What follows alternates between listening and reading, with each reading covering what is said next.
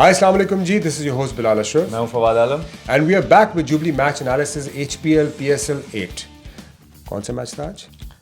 Quetta versus Multan Sultan. देखिए मैं थोड़ा अपसेट हूँ बिकॉज मेरी टीम आज हार गई है और आपकी देखिए मैं कमेंट्स जो हैं वो मैं सुन रहा था ऑफ कैमरा। फवाद के बड़े मज़े के कमेंट्स थे मेरे लिए, वो अब हम यहाँ रिपीट नहीं कर सकते। बट मैंने फवाद से एक सवाल पूछा बिकॉज मुझे ऐसा लगा मेरे ओपिनियन में कि क्वेटा के पास जो अब डेप्थ आई है हफीज़ के आने से, एक अच्छी बैटिंग लाइनअप है इनके पास, बट हफीज़ को बहुत लेट इन्होंने नीचे आई थिंक सरफराज ने भेजा और मुझे लगता है कि बैटिंग लाइनअप जो था वो सेट नहीं था। ऑफ कोर्स एहसानुल्लाह ने बहुत ही उम्दा गेंदें कराई हैं, आई मीन 150 केज कंसिस्टेंटली और 5 आउट भी किए हैं, not taking anything away from him. But Fawad फिर भी आपको नहीं लगता कि बैटिंग लाइनअप बेहतर हो सकती थी? देखिए ये पहली तो बात कि मुझे बहुत अफसोस है ये मैं लास्ट ईयर से इनसे सिर्फ अफसोस करना चाह रहा हूँ। जहाँ तक क्रिकेट की बात है, मैच की बात है, उसमें देखें जहाँ तक अगर आप बैटिंग लाइन की बात करते हैं तो अगर बैटिंग लाइन देखी जाए तो आई थिंक हफीज़ जो है आखिरी टाइम पे इंक्लूड हुए टीम में एहसान अली की जगह। तो आई थिंक हफीज़ भाई एक बड़ा नाम है मोहम्मद हफीज़, तो उनको बिठा तो सकते नहीं डगआउट पे।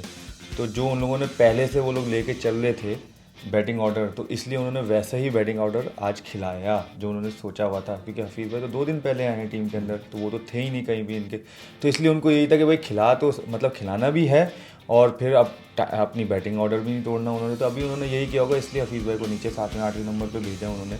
लेकिन ये है कि हाँ उनके पास डेप्थ जैसे आप कह रहे हैं बड़ी ज़बरदस्त है।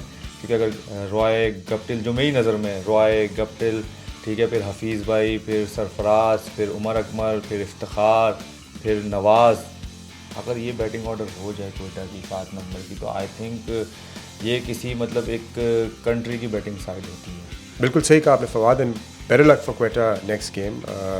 इंसान गलतियों से ही सीखता है, लेकिन आई होप सीख जाए। ये लास्ट में भी आप यही बोल रहे थे इसलिए तो कहा आई होप सीख जाए।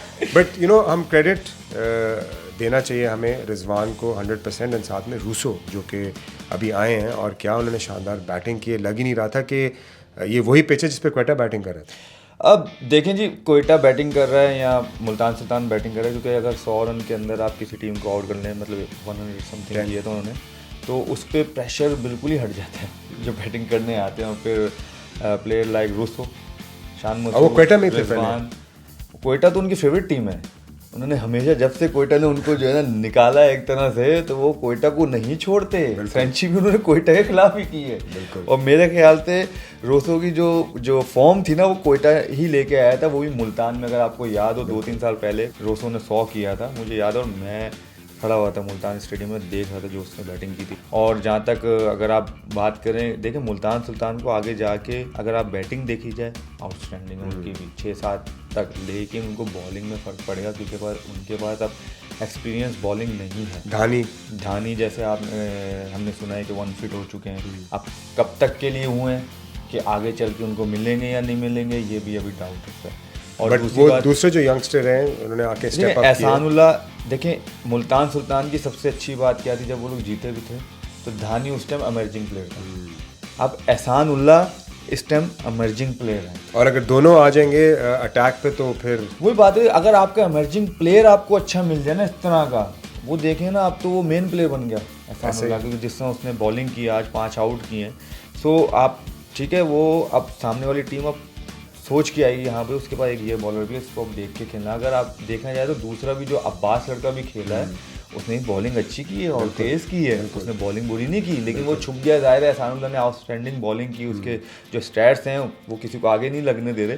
तो अब्बास ने भी अच्छी की है, लेकिन अब्बास भी अमर्जिंग बॉलर है उनका, नो डाउट। सो मुल्तान ने आई थिंक बॉलिंग में उन्होंने ये देखा कि हमारी बैटिंग पूरी है, तो उन्होंने अमर्जिंग में उन्होंने सिर्फ बॉलर्स उठाए, वो फास्ट बॉलर्स उठाए हैं जिसको उनका फ़ायदा हो रहा है। तो आई थिंक जब आप जो है टीम की सिलेक्शन करते हो तो ये देख के करना चाहिए था। मेरे ख्याल से इसमें कोयटा मुझे लगता है थोड़ा सा लैग डाउन कर गया। बिल्कुल, but having said that Fawad, I feel के क्वेटा आई होप जल्दी सीखे, और बिकॉज आई थिंक पिछले PSL से हमें लग रहा था कि काफ़ी कुछ सीखेंगे, but better luck Quetta, you must win, come back, because of course I am representing Quetta and I know Fawad आप क्यों हंस रहे हैं, बट इससे पहले कि आप कुछ बोलें, that's all from the Jubilee match analysis this game. See you next game. Jubilee insurance, बेफिक्र मुस्तकबिल.